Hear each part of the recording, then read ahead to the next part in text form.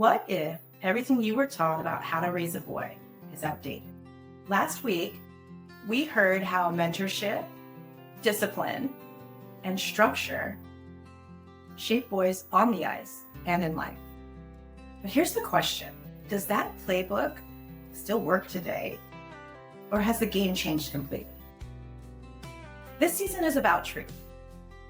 And the truth is, the parenting playbook many of us inherited was written for a different world.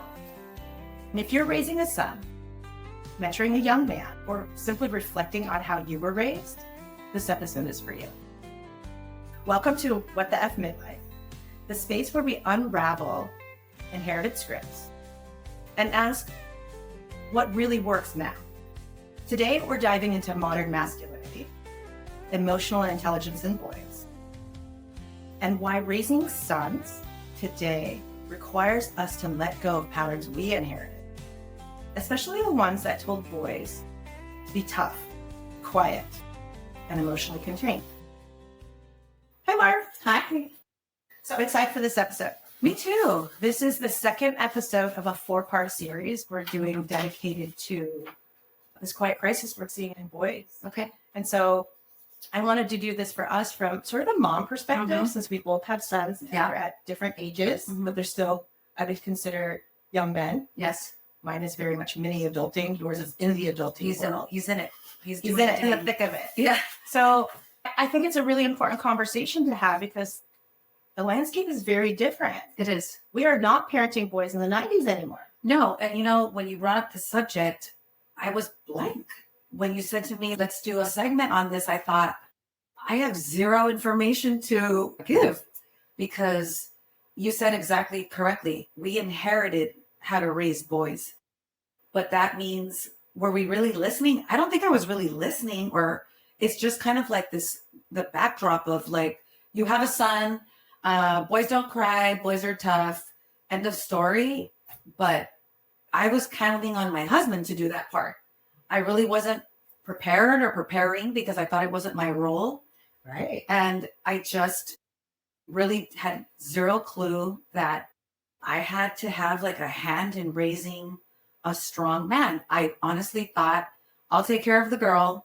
My husband can, lead by example with the boy. Right. Well, and that's what I mean by today's landscape. Yeah. I think it really takes strong male mentors, role models, fathers, but it also takes emotionally resilient, intelligent women. See, I didn't know that. I To didn't add that part in because, let's face it, our peers, our husbands, our partners are from Gen X. Mm-hmm. We are a little feral, Mm-hmm. right? And Yeah. they figured it out and they're strong, tough men. Yes. Most of them. But they're also very silent and stoic. And they're learning, like I said in my solo, a lot of the Gen X male parents that I spoke to, the biggest difference between their fathers who were completely unpresent, they provided, That's it. That was their role. is that they are trying to spend more time in their presence. Yes. So they're showing up more in just their lives of their sons Yeah. and children, but also trying to use their words more. Mm-hmm. There's not a lot of work to do, but you can see that shift. Yeah. But then you see that next shift into the 35-year-olds and they realize the changing landscape. Emotional intelligence is actually really important. Not Yeah. only in their own personal journeys, Yeah. so that they don't stay silent within themselves in the world, but then in their partnerships and in their parenting. Yes. So I think we have to have a conversation and maybe look at the differences of, okay, so how were we raised? What were our ideas when we were younger of what men were supposed to be? Right.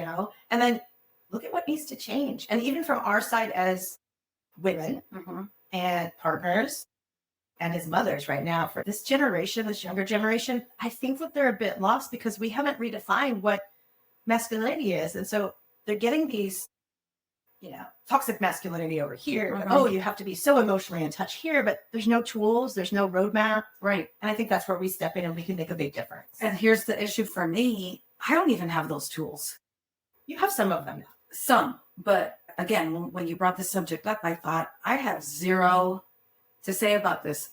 And I had a conversation with my son. I said, let me talk to my son. Let me, get my bearings on this. And that conversation was extremely helpful, eye-opening. it just opened this communication with him that I don't think I knew that I had before, or that I had to have before. And Had you not wanted it, or was it just you didn't know it could be yours?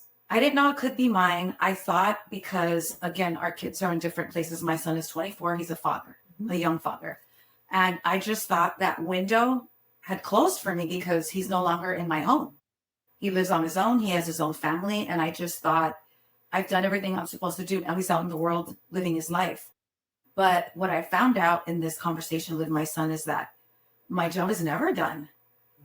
And I mean, I knew that as a mother loving her kids and being there for them, but not as somebody who's still trying to guide him in being a young man in today.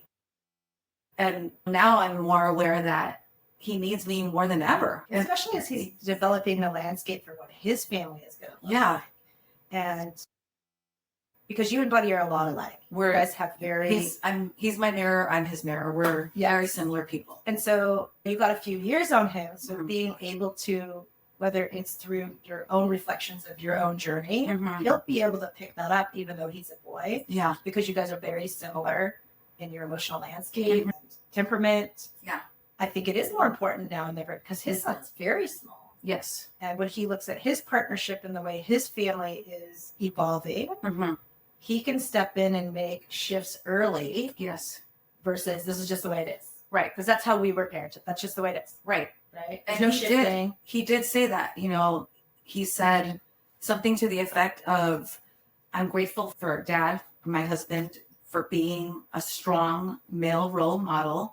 But he also doesn't want to be the way my husband is. He wants to be a little different. Well, and that's partly the generational shift I'm talking about. Yes. We're not in the time of ranchers and like protecting your home at all costs. Hunting for food and... Yeah. So it's gradually changing. Yes. And even in today, where in many households, it takes two incomes. Yeah. So these traditional roles we were brought up with actually just don't fit. Right. And they can fit in some, but what does that leave for the rest of them? Yes. The young families and the kids. Is my son going to be like, well, I'm never getting married because I'm never going to be able to support a family on my own? Yeah. That's what they're being faced at like 20. Right. And so when I had my conversation with him, he didn't thought about it. He's just trying to like, he's just starting. Yeah. He's trying to like, okay, well, here's my first step. I'm going to try to finish a degree. So that it gives me some opportunities to be able to support myself. And he did say that in the future, he hopes to be able to provide for a family. But I don't know what that's going to look like for him if he's the sole provider, if they're a team. Because much more in these days, I think that the young families and young couples, it's much more of a team. Yeah. And it's also, yes, it's much more of a team because like you said, today's life is very hard for one person to be providing financially. But not only that, women today, young women of today, they don't want to be supported financially. They want to make their own money. They want to contribute. They want to feel, they want to feel like their self-esteem is to help the family and contribute. And that's just the changing landscape. Yes. And before it was, I want to find a man who's going to take care of me and I can stay home and raise the family. That has completely changed. Well, and part of that's because, you know, some of the episodes that we've done earlier is the opportunities for women, especially the younger women. It's the sky's the limit now. And so that's another thing where I think that's contributing to this confusion of what we're calling the rule of man now. And so I can't imagine being a young man being like, so over here, I'm supposed to be the provider, the protector, this and that. But then all the women out there kind of say they don't need me. Right. I can do this and I can do that. Where is that balance going to be? I think the balance is in the person themselves, because my son right now is pretty much the sole provider for his family. His girlfriend is still going to school, trying to finish her degree. So he basically takes care of all their household expenses, living expenses. And he's happy doing that. He's more than happy doing that. He's more than happy, from what he shared with me, to continue to do that forever, indefinitely. But she wants a career, and he's also happy about that. So he'd be okay with however this kind of like shakes out. Sure. Yeah. So I think it comes from that person, that they start to realize, okay, well, it's respect for your partner. They want to have a career. So I'm going to support that. And if that should change, and he even said that, if that should change, if she one day says, guess what, I don't want to work, I'd like to stay home and take care of the kids, he'd be okay with that too. So I think it comes from Well, that's definitely the individuals. That's buddy. It's buddy, but it's also, I mean, I think that's how it has to work in every household. Just respect for that other person's goals and dreams, correct? Well, and I think the biggest thing about that is communication, is Yeah. teaching communication skills Mm-hmm. so that, I don't want to say it's a barter system, but that the exchange feels good for both parties. Mm-hmm. So that it's not just, his girlfriend saying, well, I don't want to work anymore. And then boom, right? Right. There has to be a two-way street. Right. Okay, so are we going to progress this for finances over the next year? You are going to Mm-hmm. phase out and I'm going to rise up. It can't just be, this is what I want. Right. So having that stronger emotional intelligence to bring up hard subjects in a non-threatening way. Mm-hmm. So that's really just the goal being taking care of the family. Right. Right. Right. But nobody having, this is what I want, so it has to be this way. Right. And it's great that he's accommodating, but Yeah. also, where he's at with his work, it Mhm. has to be a true team. Yeah, and I think it is, and that's what I'm trying to say. I think that you asked, what was the question that you said? How do you, I guess, maneuver that? I think it's hard to maneuver. Right. But I think the couple maneuvers it. And again, now I'm seeing what you're talking about. It goes back to what are their examples? What did they learn? And by example, he learned, I stayed home. My husband made all the money. He made the money. I took care of the money. I paid all the bills. I took care of them. I took care of our home. So he's okay with that. But he's also a newer generation who also sees that women of today aren't staying at home. I'm one of very few. I don't think he can name another person. Maybe one other person that is a stay-at-home mom.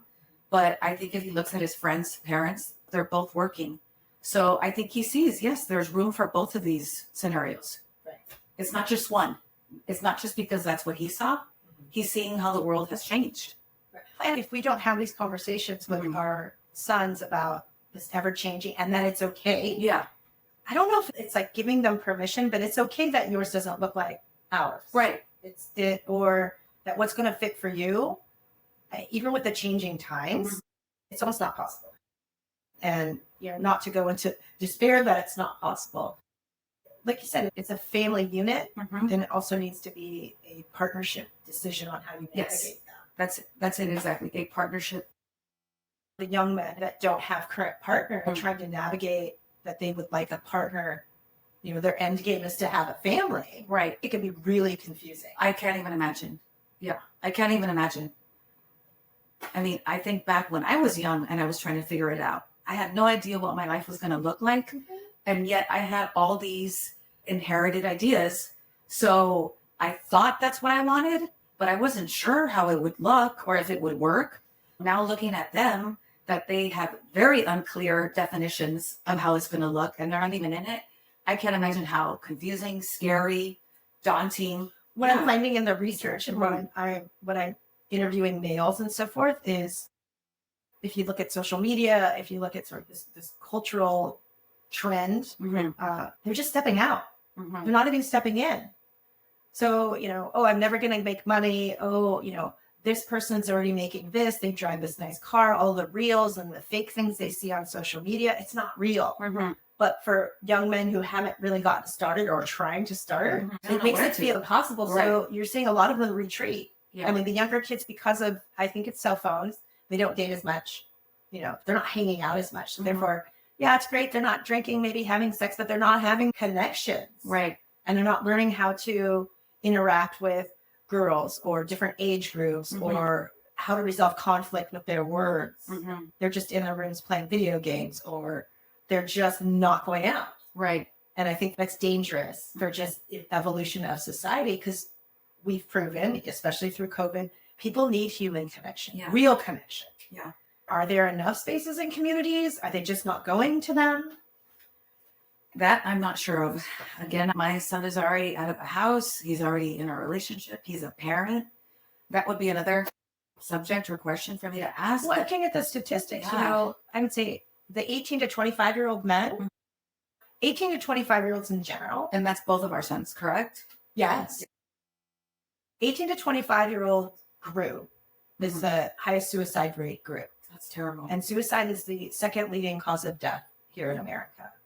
Of that group, that 18 to 25-year-old group and high suicide rates, 80% of them are men. Oh my God. And so to me, it's becoming a crisis that we need to start talking about. And let's face it, the women and the mothers are the pioneers in changing and bringing things to the table and trying to shape things. Yes. Which is why I wanted to do this episode, but I also wanted to do like 4 of them from different angles. Right. So that people can just really sit with this and understand, or at least become aware of the gravity of the situation. Yeah. For the next generation of who is going to be the major workforce and leading our country. And so if we don't have the foundational aspects of what it is to be a man for them and start making it clear, they're in trouble. Yeah, I would agree. I mean, unfortunately, you know, your son's lucky. He's found a partner. He started his family. But for a lot of these, I'm seeing a lot of men in their mid-30s have still not settled down. Yeah, I mean, he's absolutely lucky because he's been with his girlfriend for several years and he's very much in love. But at the same time, I feel like he was just thrown into it. Well, and sometimes that's the way we learn. I know. And so he has to figure it out now. Do you know? If you're alone at 30 and you don't have to figure it out, yeah, that's a problem. Right. And that's part of the boys aren't stepping into trial and failure. And Right. whether that was our fault as parents with the participation trophies, I don't know, we sort of started removing everything that was bad. And then they started thinking, well, failure's bad. You know, I'm going to be successful. And if I'm not going to be successful, I'm not even going to try. Right.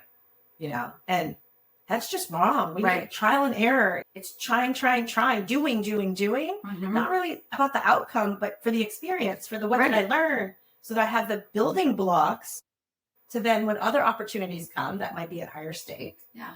Or I'm used to rejection because it's really not a big deal. Yeah, I mean, but some people don't want to feel that. But you and I both know at our age that we've learned the most from our failures. But we're not teaching that. Exactly. We're not teaching that. Exactly. And the most growth comes when we're very uncomfortable. Yeah. You know, just like you said, Buddy kind of got thrown into it. It's a lot of hard growing. Very hard growing. Right. And I mean, I'm seeing him coming out. I don't want to say he's on the other side of it yet. There's a long way to go, but I think he's navigating it pretty well for someone so young. That's what I mean. He's had to put his big boy pants on. Yeah. And he's had to man up. Yeah. Right? Right. Well, so let's go back to that. What are the messages that the boys out in society are receiving? Are they mixed? Is there a clear, concrete combination of sort of like the tough manness and having an awareness of a feminine side without tipping the scale and not being very manly? Is there an awareness of that? I mean, speaking to my 24-year-old son, no, there isn't. So how do you teach that? You know, That's where it's up to us. So having that conversation with him for me, again, was a huge eye opener because I thought, okay, maybe this is how I move forward and navigate this. Now that he's out of the house, a father, a man, we just talk about it. That's it. Yeah, we just talk Opening about up a it. conversation without judgment, without an expectation, without an intention of fixing anything for him. Because there's nothing to fix. No, I was about to say, I don't think there's anything broken there, but I definitely haven't been checking in. And that's definitely something I'm going to do now. Now that I feel free to do it, because I asked him, is it okay if I ask you how you are? How's everything at home? You know, how's life? I don't want to be intrusive. And he said, you can ask me anything you want, whenever you want. I know. And it just gave me this feeling, this permission that, yeah, I don't have to feel like he's gone out of the house now. My job is done. You know, it's never done, even in that aspect that I hadn't even realized. And so what's happened since you guys have had that conversation? You know, he's been talking to me a lot more, calling me a lot more. He always called, but there was always something behind it. Now it's just like, just called to say hi. It just warms my heart because it just reminded me of how close we were when he was home. We were super close. We were 2 peas in a pod. And when he left, honestly, I was happy that he was leaving because he loves somebody and he's having a family, but I also felt a loss. And now I feel like I didn't lose it. I didn't lose that connection. I You have did to open it up a different It's way. still there. Which I think Exactly. you did. Yes. Yes. And that he knows that you don't feel like your job is ever done and he's on his own. Yeah. And I'm in so that glad sense. that I asked these questions. I'm so glad you and I had this conversation, and it opened up that whole conversation for him and I. And the growth never ends for us either. Yeah. So like maybe you hadn't even thought about it or had not thought that that was something you could or he would accept or that was okay to do. Yeah. All of that. I thought all of that. And you just think, wow, there's this huge opportunity that you took. And now it's actually the closest never went, but you can feel that again. Yeah. Because, you know, Yeah. it's, when the kids don't live at home or even, you know, like mine being gone in college, you miss that if you have a good relationship. We were talking about before we started recording that like, Yeah. I am working through, Nate was home all summer and we're pretty close. And then, you know, he goes to school. I don't hear from him for 2 weeks or a month. And it's just like, is everything okay over there? Just because I'm used to the interaction, not because I think he's not capable. Right. And so I have to make sure that my interactions with him on the phone or texting, it's not checking up on him, that he doesn't get the idea that I think he's not capable of doing it. It's more just because I want to feel connected to it. Yeah. Both Yeah. the kids. And don't get me wrong, I am a Hispanic mother. I'm not the type of person that he's always going to have to love me. I'm number one. I do not feel that way at No. all. I'm actually very opposite. And I actually get this from my mom, which is kind of interesting because she was old school Hispanic, but she taught me, I remember her saying this a lot, when a man gets married and leaves the home, now that family is number one priority and I will take a back seat. And she was talking about my brother. And I absolutely feel like that. You know, his priority is his girlfriend, his son, and I am happy to be in the back seat. But I'm also happy to know that the connection didn't leave. Right. Yeah. Right. Yeah. It's different. Yeah. Oh, I'm so Yeah. happy. That's good. Yeah. Mm-hmm. So like you said, you don't necessarily feel equipped to guide them through a world that looks so different. I didn't when we first started having this conversation. What was it, 2 or 3 weeks ago? But now I realize that I'm absolutely the person. You're the only one that can do it, right? Yeah. Yeah. I, again, never thought about it. Didn't really know what we were talking about there until I sat down with him and had that conversation and asked him all the questions. And yeah, now I realize I'm absolutely the person to guide him. His dad is very old school and I'm talking about my feelings. A man goes to work, takes care of his family, and that's their role. I've been doing a lot of work with you over the last 11 years, and I've shifted so much. And yes, now I realize I'm definitely the person that if he needs me, when he needs me, I'll be there to guide him. I think he would have always been there, but now he's also been given permission. Yeah. After having a conversation like, is this okay? Right. So where on both sides now, there's not a hesitation that someone is overstepping their boundaries, Right. or, oh, I'm not supposed to do that anymore. Yes. That's I'm exactly what supposed I to felt. figure this out on my own. Yeah. I felt like I do not want to overstep my boundaries. He's a man. Well, and for him, he's not supposed to run home to mommy anymore. I'm a man. I have Right. my own family. I should just figure this out on my own. Right. Which he all we're doing absolutely is doesn't. it's just guiding. Yeah. We're not telling anybody what to do. Right. It's Yeah. just women are more equipped to sort through feelings. Right. And if we can stay in our lane and not judge those feelings and not fix those feelings Mhm. and realize that it's much more about presence over perfection. If we can get over our own issues about being perfect, it Mhm. then grants our children and our sons that everything is messy. Life is messy. Mhm. And we're just loving each other through it. Yeah. And that's the end game. Yeah. Right? Yes. Is to feel like you have a tribe and that they love you no matter what. Mhm. And that if we can give to our sons, they'll work it out, but they still have someone to talk to. Yeah. They're not alone. That's exactly it. Yeah. They're just not alone. They're not. That's all they really need to feel. Yeah. And then we're giving them permission and I don't want to say guiding, but by going inward and doing our own work Mhm. and sharing those reflections with them, Mhm. it gives them permission to do the same thing. Yeah. Because they don't necessarily have when we grew up, it was very much like, we just don't talk about it. Mhm. So that's most of the older men that they're seeing. And there are some that have done enough work and have been able to open up. But the majority of men that they're seeing as role models and guides lead by example, Mhm.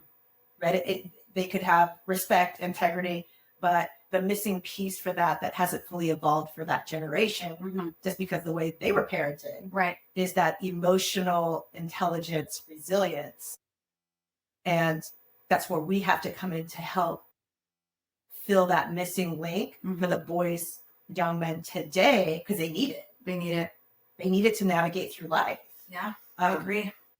And, I keep hearing about this toxic masculinity, but to me, I'm like, I think it's fine that men are strong and they walk with confidence and that they have discipline in their craft, whether it's working out or work or something. What we need to teach them as mothers and women is that with strength, with being a strong man, physically strong man, comes responsibility. And that responsibility is to those who can't protect themselves. It's responsibility to make sure people aren't left behind, right? When you hike, usually the strongest hiker in a group is in the back. It's not the front. He's the guy that's going to carry the herd people all the way to the end, right? Yeah. It's not we leave people behind because we're stronger than them. Right. And so that concept of making sure everyone's taken care of from a physical sense, to be able to be so strong that you never have to use it in conflict. And some of that is an awareness and presence when someone walks in the room that is physically capable, over capable, but not aggressive. Right. So that's the discernment. Right. Is I'm not telling you to be aggressive. I'm telling you to be as strong as possible. But the responsibility of that strength is now you have to take care of others. Right. Especially the ones that can't take care of themselves. And I think that message is missing, which is why it's shifting into this toxic masculinity. Because if you're only doing that for yourself, then it's, I don't know, it turns into arrogance and aggression. It does. It becomes aggression and oppression. Aggression, yeah. And so that's where I'm a big believer in physical strength, whether it's through sports or through house chores or whatever. But that for me still is a very strong presence for a man, to be physically strong. I agree. To be able to lead by example with integrity, right? So integrity to me is you do what you say, right? You follow through on what you say you're going to do. Right. The basics, I don't want to say the capability, but the want to support your family.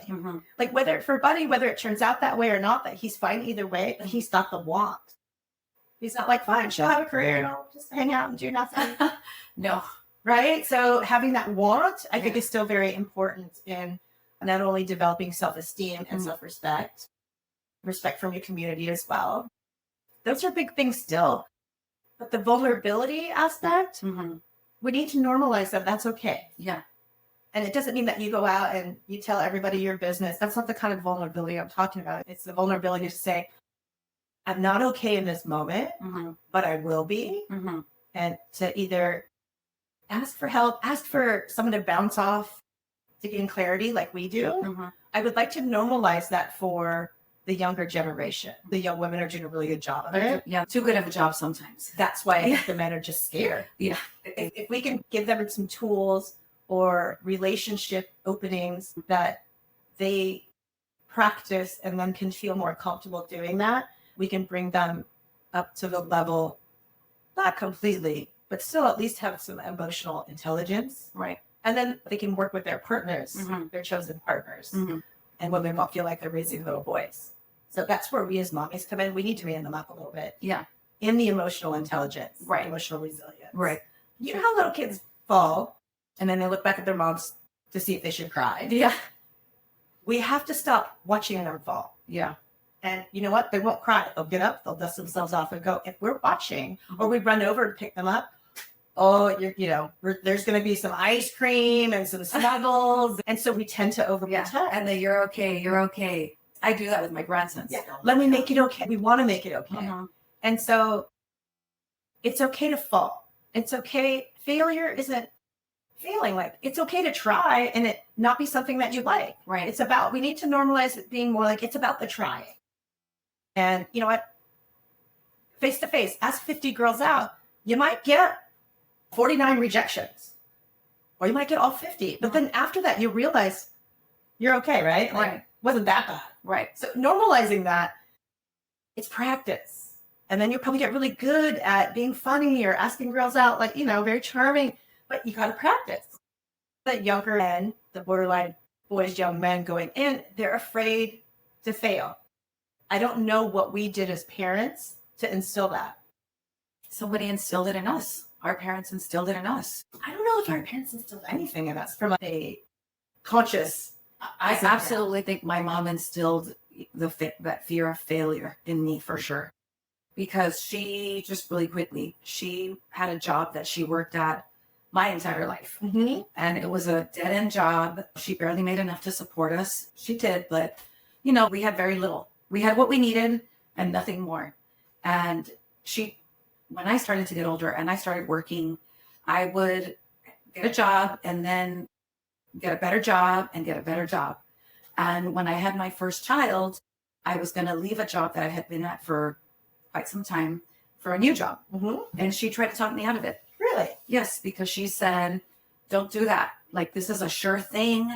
What if this other job doesn't work out and you fail? Then what are you going to do? Now you have a child, and this other job, you can leave whenever you want. If your daughter should get sick, the other job, you're not going to be able to do that. And I felt this fear of like, should I stay here? But the better part of me thought, no, I'm never going to get anywhere here. And that's the fear that she had taught me for many years. That's what she showed me. I should stay where it's safe and not grow, because I'm not going to fail if I stay here because it's safe, but I'm also not going to grow. Right. But I chose to take that job. And after that job, I took an even better job, and it all worked out. And I look back and I think, unfortunately, she did teach me to be afraid to fail. She did. But something inside me thought, I'm still going to do it anyway. I'm still going to try. Do you think you passed that down to your kids unknowingly before you started doing work? Yes, I absolutely do, because they know that I worked. They were very little when I stopped working, but they know that I did. And then they know that I worked in many places. And I've told them every time I left one job, it was because I got a better job and made twice as much. So they know my history. They know that I wasn't just, born, got married and had them. And right. They know that I had good jobs and that I was contributing to our family financially for about 7-8 years. I think it was. We made a choice that I would stay home because it was just going to be easier, and we were going to try to grow our business. And so it wasn't like you stopped working. You were doing the finances and running the business part. Right. And they're very aware of that. And my husband is very big on telling them, I couldn't have done this without your mom. Mm-hmm. And she financed my first truck and I don't know what else. Yeah. So yeah, he's very big on letting them know that however it's gone. Yeah, he hasn't been doing this alone, making all the money. I've been at home. I'm behind the scenes. Yes. Yeah. So I definitely think that I taught my kids, don't be afraid to go on to the next thing because it's better. Mm-hmm. What I want them to be afraid of is to stay. I want them to be afraid of staying and not growing. Yes. That's what I want. And I think that that's what I've taught them both. Yeah. As you realized it, you can reframe that. Mm-hmm. Like, yes, I left for something better. Mm-hmm. I didn't do it out of fear of failure.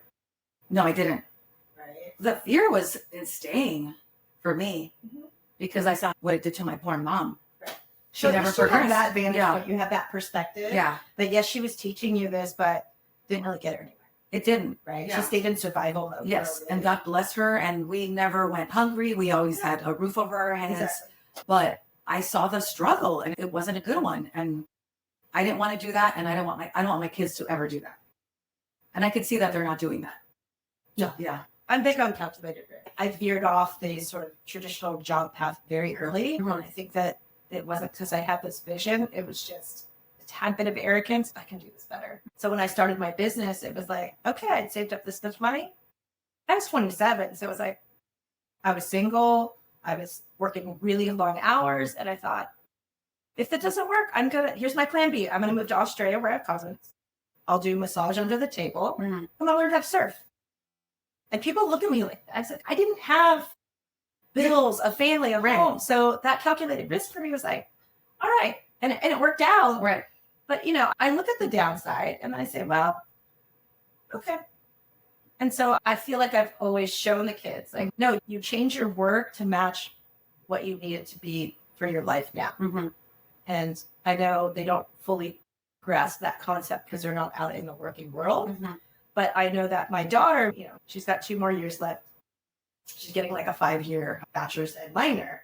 And we were talking about soil ecology and some of the cool grants and stuff like that. And I just said, honey, if you get offered to do research in Antigua, go. Because, it doesn't work out, you get some out. Right. Or you finish the assignment and you move on to the next thing. It's more about the experience. Right. As long as they're paying you. Like, Right. that has to be too. I mean, when you're younger, you balance out the pay versus the experience. Right. And like you said, as you get older, that pay jumps and jumps. To be worth it, it has to jump up a little bit more because your life has changed. Right. I feel like I've done that. I guess we'll see. Yeah. I don't know yet. They're not out there yet. Yeah. I think my son has a little bit of work to do just from a maturity standpoint. He's just turning 20 and Oh, he's so young. he's still just trying to figure out how to be a good human. And Yeah. I mean, think about when we were 20. I didn't know anything. I'm barely figuring it out. I don't know. I think that I felt like I knew much more than I actually did. Put it that way. Yeah. Right? I mean, that's a 2020. Well, thank you. That's my point. We didn't really know anything. No, I don't even know how much I know now. I just know that I would like to share it. And Yeah. Well, you know a lot more now for sure. That's I'm here to confirm. And what I do know, or what I have pondered, or the things that I think are really important to talk about, that's kind of how the podcast came to be. I would like it to be more commonplace that we talk about these hard things. There are certain topics that I wanted to cover this season. I had a really hard time finding people to fill those slots because they're not, whether it's an uncomfortableness of being vulnerable, I'm not quite sure. I think it's mostly that. I don't know. Being in truth is so natural to me now. I just think that the words need to be said, and I'll take it at face value. I hope it overpowers whatever negative emotions people have that come about it. I think it will. I hope so. Well, we're still doing it. Yeah. So, we're still here. Yeah. We're still here. Okay. So this one, I think we kind of answered it, but like, what does it actually look like to make space for emotions and voice without stripping away their sense of strength? Again, just that open communication, just letting them know that they can talk to us about it, about whatever. Do you think that's more of not overstepping your bounds into controlling, fixing, giving too much opinion, but just having the door open? Exactly. That's exactly it. I can't fix it. I'm definitely not going to try to control it, but letting him know that whenever he wants to talk, that I'm a safe place. I'll just listen. And I think that's huge for young men. Yes. Because a lot of people aren't really listening. They're definitely not talking. And I'm sure that they don't even know who to talk to. Right? Absolutely. Yeah. Absolutely. So it's good to know that you can tell your adult son, I'm still here if you need me. I can't fix it, but I'm here. I think that's the biggest, most important thing that we can do is just listen. Yeah. And let them bounce off whatever. And, you really don't have to say much. No. Because they don't have anybody else to talk to. From what I've observed, men don't have those kind of conversations. You might have one or two really your people. But like, when Glenn used to go golfing, I'd be like, oh, so how so-and-so is this? I don't know. It didn't come up. Oh, well, how is it? I don't know. It didn't come up. And I was like, what I get from those is that 6 hours? You guys just play golf. There's not a lot of interaction. Yeah, where I'll go walking with one of my girlfriends, or we'll sit down and go to lunch, and it's nonstop. And I felt like, oh, we've caught up. We're level with where our lives are. Men are just very different, and that's okay. But that's also why we, as the females and the mothers and the partners, need to just maybe hold that space so that they have a space, meaning men, young men, boys have a space for that vulnerability to actually come up and be expressed. And the more they do it without being nagged or corrected or punished for doing so, it'll become more of the norm. Yeah. And that's what I'm looking for. I'm looking for ways that we can normalize the rise of emotional intelligence in young men while still keeping the foundation of what that strength means as a protector, because it's different in our civilized world. Right? So combine the two, because there's toxic femininity out there also. So you hear this online, if he's not paying your bills and he's not, and I just think, okay, that's not the landscape that we come from, but I know it still exists out there. Right. What does he bring to the table? And if he doesn't make more than you and willing to pay all your bills, and, XYZ, then it's not even non-negotiable. It's a non-starter. Right. And I think, well, are you all that? Right. Because you have to. What are you bringing to the table? You have to be able to match what it is you're asking for energetically, and also in what you got. Right. And if we're going to go on a scale, so if a woman's like a 2, but you're hearing this from society and you're hearing this from social media that you got to have this, this, and that, I don't know if that matches. What's happening is, say you have 100 men and 4 of them are over 6 feet tall, make over the 100 grand, physically built, charming, good looking. There's like maybe 4 that really fit in that out of 100. The other 100 women over here, all 100 of them are going for those 4 men. So if you really are the 1% as a man, like you have your pick, right? Right. But what does that mean for all the others? The guy that's like 5'9", but is just awesome. Yeah. So as women, we need to redefine what is it that you're really looking for in a partner, and how do you need to do your own work in order to be able to attract that level of a partner? Right. Versus it trying to be the standard of this list, which is really scaring 96% of people away. Yeah. And those 96 are getting to the point where they're not even getting in the game. Right. Right? Right. So that's my little bit. It's this pendulum that is swung so far over. Yeah. It's a little unrealistic. How do we support them when we're still unlearning our own emotional suppression? I don't think it's as bad for women, but we were definitely, I'll give you something to cry about. We were raised very do what you felt. Don't cause any problems, right? Which meant our voice. Right. And so we're unlearning that now. Right. I think talking about that and being honest about we're unlearning. I mean, I think that can only have them grant us a little bit of grace. Right. And there's a connection that can be made there because we're not acting like we have all the answers, because we definitely don't. So it's coming in raw and vulnerable on our end. And I've always been that way with both of my kids. I do not have the answers. I was raised by my mother. There was not a man in the home. The way that I operate, a lot of it was survival. I'm very open with them and honest. And when I think it's appropriate, I will tell them something that I went through at the age that they are. Yeah. And it's usually something difficult that I had to overcome so that they can feel that they can relate to me, that they can open up to me, that I'm not all about, you can't do this because I never, I'm so the opposite of that. I did this. It was really hard. It was something that I wish I hadn't done. So I'm just telling you, be careful, because it's a painful lesson. And sometimes they've done it anyway. And then I'm there to just hug them and be there for them. Yeah, that's not tough. Yeah. I've always been completely honest with my kids about my mistakes and my failures, and obviously all the things that are great. But I think it's more important, like we said, you learn from your mistakes and your failures. And I want them to see that's what we have to model. Yeah. We have to model normalizing. It's hard. It was hard. But the only way you really gain any wisdom is by doing something that's hard. Right. It doesn't matter if you fail or succeed, because you'll still learn. You'll probably learn more when you fail than when you succeed. But on those succeeding sides, you learn competence through independence. You learn that you can really do things. Right. But to not make it about that. It's just life. The things that you choose to go through with life. Right. And life is hard. It is hard. And so if we stop trying to take all the hard away and just have conversations, I think there's much more growth to be had. Yes. On both sides. An evolution of that closeness us moms are always wanting to have with our children. That's how you get it, right? By being vulnerable within your own struggles. I think kids relate a lot more if they don't think they're, they certainly know that we're not perfect, but that we don't think that we're perfect. Right. Right? Yes. We don't. do. Yeah. We don't think that. And I think all of our kids know that. Right. Yeah. The playbook that was of the 90s or the 80s that we grew up with. Yeah. It's totally obsolete. Like blowing dust off of it. It's the written manual versus what you can pull up on the computer now. Yeah. Emotional fluency, emotional intelligence is actually not optional anymore. We have to include that in our boys for survival. That's the level that we're at. It's the society has leveled up to that. And if we don't, I keep saying as mothers, but really is as mothers, because we've got the younger men coming in.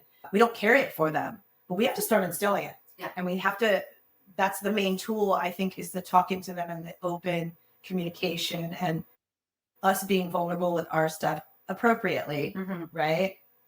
Kids are not our friends. We are still their mothers. Yeah. But as a tool to instill emotional growth, the road for it. Yeah. Yeah? All right. How have you seen your own healing, which you've done a lot, impact the way you show up for your son?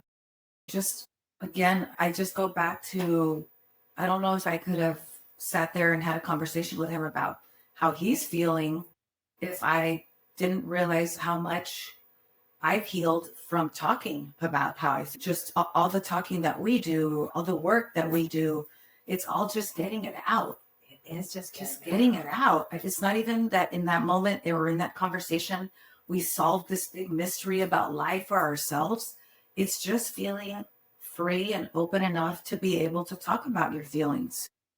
Showing him, listen, I thought maybe this time of your life, our life was past, that I couldn't ask you, how are you doing?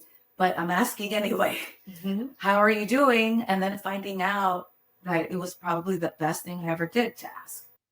So it just reinforces all the healing that I've done from talking, from getting it out. As we've talked about, those emotions, those feelings, those words get trapped because they don't come out. And then they fester into one of the other bodies, which could be your mental, right? Your physical. So to allow all the bodies to be free, having the sounding board of someone safe. Again, not in judgment, not in fixing, and not controlling, truly safe is the number one thing. And I mean, I couldn't fix it even if I wanted to. No. So I'm not even going to try. And I think part of that is ego, because we want to be important to our sons. That's not what they need anymore as they're transitioning into it. No, we can't fix it. They just need us to normalize. That was probably really hard. And so for Nate and I have to kind of do the opposite, because I'm very in tune. So I'm always like, hey, what's going on? But I want him not to mistake that for trust you. What are you doing? Do you need help? Right. You're going to mess this up. Yes. So I have to be very aware. And if I reach out, it's probably because I miss him and I'm lonely or whatever. And it has nothing to do with him. Right. So allowing him to take more of that lead, other than there's an occasional, I need proof of life. You are FaceTiming me Sunday. Just give me a time or whatever it is. And they do. And I think it's kind of funny because sometimes I'll say, hey, proof of life. And then I get a picture of one of their roommates eating at McDonald's. And I'll go, okay. They did that at Lake Havasu. They went to Lake Havasu for 4th of July. That was the next day. And I did. I just, I need proof of life. And it was some kid eating a hamburger at McDonald's. I go, okay. That's, he didn't have to call me or talk to me. But so I'm trying to be very aware of choosing how I communicate so that it doesn't be misinterpreted on his end, because he's at that fragile age of 19, 20 where, dude, they're going to mess up a lot. And just let him suffer the consequence. It's just, I don't want it to be misinterpreted. My checking up on him, that's more my connection. Nate and I have the relationship that he would reach out. And I think I joke about this with boys all the time when they're in school, because, all the other moms, it's like, oh no, they only call if they need money, right? Or they're really in a jam. They want you to buy something for them. That's it. Okay, it's pretty normal. And I think part of that's normal because they're forging their own independence. They don't want to have to call mommy. It doesn't make them feel very amazing. It feels good to be gone. It feels good to be out of the house. They don't want to have to call mommy.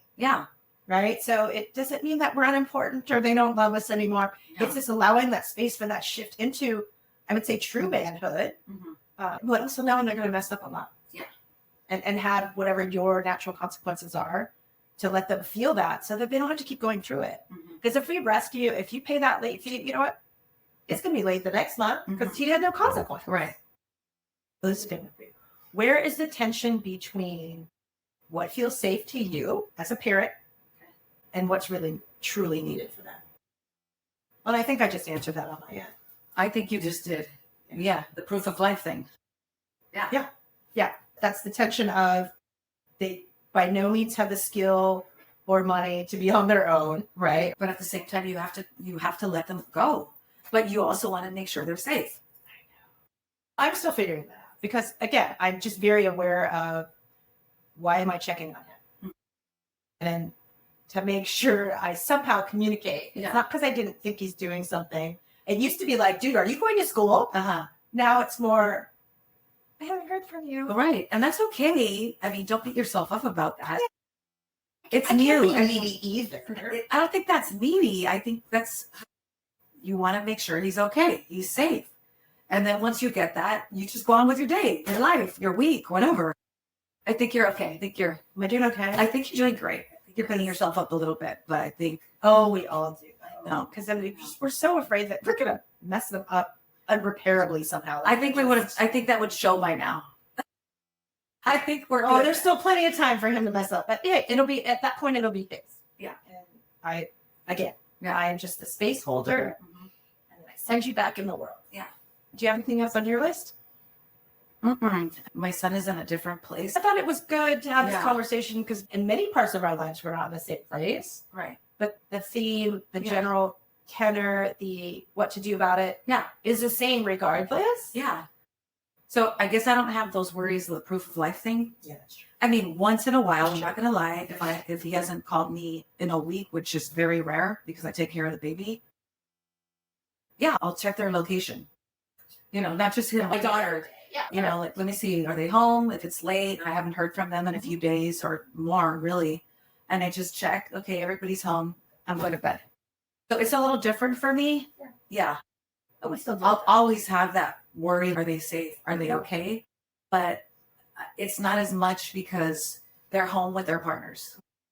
Yeah, And I'm home with mine. it's So very I'm different. busy too. Absolutely. You know what I mean? I'm distracted too. Definitely. Yeah. So a couple of the big truths that I wanted to share, I know they resonate with you and I, but I hope they also resonate with you guys, is that we are not just parenting them. We are reparenting ourselves along the way. And so don't be so hard on yourself. Just like Mara said, cut yourself some slack. We really are reparenting ourselves. I think every generation does to an extent because the world looks very different. And being aware that the world is different and how you would want things to change without swinging so far to the protective pendulum of what you didn't get. Because now we're parenting through our own stuff versus the spirit of the child that was actually given to you. Because every kid is very different. Yeah. So I do encourage you to be aware of your own stuff so we don't project it onto them, how we're parenting them, because we really didn't get something from our parents. Yeah. And so That's a good one. making peace with that. That's important. Yeah. It's very important. Boys need our presence, not perfection. We all have our stuff about how people perceive us and what we're putting out in the world, but our kids could give a crap. It's really just being present and raw and real. Yeah. I think it helps them not to become perfectionists themselves when they realize life is messy. There's no perfect answer. There's no right answer, actually. No. It's just consequence. Yeah. So at least instill in them, well, what could happen? What's the worst thing that could happen? Are you going to be okay? Then go for it. Yeah. That's kind of what I do. Well, what's Yeah. the worst thing that you think could happen? And it goes down to their deepest fear. And in the end, if that really happened, would you be okay? Yeah. Go for it then. Right? Right. Or just keep thinking about that on that path is not, I'm going to be okay, but still be afraid. But like, well, what's the worst that could happen? Right. Right? Right. Sometimes it is the unthinkable or something that you never thought of happened, but at least you're giving yourself that reassurance that you can get through it. Right. That it's going to be okay. Yeah. And I do believe that everything's going to be okay. I do too. I talk to a lot of moms that are very frustrated with their teenage boys growing into men. And I think what we have to make sure we keep in mind is that they're not broken. We're not broken, but they're not broken either. And that they are growing up in a world we don't fully understand because we're not growing up, we're not their age. And so to grant them some grace that we really don't understand all the things. I can pull up the research. I can say, oh, here are the big things that I see, but I'm not them. And so just realize that, you know, there's nothing to fix. They're not broken. It's just giving them more tools and becoming part of their tribe in the sense that it's becoming their safe place. But that means that you have to do your work in order to actually be a safe place to come to. Yeah. Because otherwise they won't. Right. They'll go further away. the last thing I wanted to share to make sure that we made a point of is that if you want truth from them, you have to start living it yourself. You can't expect them to be in truth if you're not willing to do that yourself. And that's across all relationships, but particularly with your boys. They can smell it. Right? Yeah. They just know. Okay, we'll wrap it up. I'm going to leave you guys with some homework. What is one generational role I inherited that I'm ready to break in my parenting? And if I let it go, what truth might take its place? It's kind of a deep one. Think about it, journal about it, call a friend. I think we all need to start going there. Yeah. So, in close, if you're still parenting with tools from the 90s, but living in 2025, it's time to realign. Our sons need a new model. One that makes space for emotional intelligence, presence, and strength without suppression. We were raised in one world, but we're parenting in another. That doesn't make us behind. It actually makes us pioneers. We're writing a new playbook as we go. And as we try to help them rise, we're also rewriting our own stories of what it means to love, to guide, and to let go. Remember, truth in parenting isn't about getting it perfect. It's about showing up in the now, grounded, and willing to learn alongside of them. You're doing better than you think. Stay in the work. Our shift has ended for today, but yours might just be beginning. Stay curious, stay true, And stay tuned.